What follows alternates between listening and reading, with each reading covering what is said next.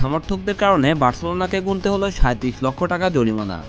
পিএসজির কাছে ৪-১ ব্যবধানে হেরে চ্যাম্পিয়ন লিগের কোয়ার্টার ফাইনাল থেকে বিদায় নেওয়ার ২ দিনের মধ্যে বার্সেলোনা পেল আরও একটি নতুন দুঃসংবাদ।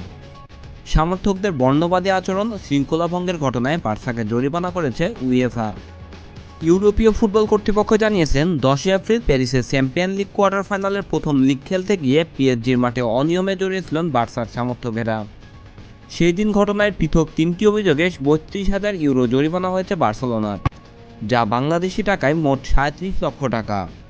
এছাড়া ইউরোপীয় প্রতিযোগিতায় একটি অ্যাওয়ে ম্যাচে দর্শকের কাছে টিকিট বিক্রিতে স্থগিত নিষেধাজ্ঞাও দেওয়া হয়েছে।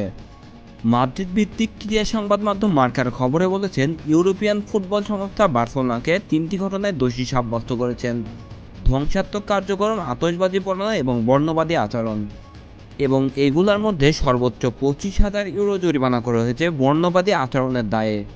পার্ক দ্য প্রিন্সেস ধ্বংসাত্মক কার্যক্রমের মাধ্যমে আসন নষ্ট করায় জরিমানা করা হয়েছে ৫,০০০ ইউরো।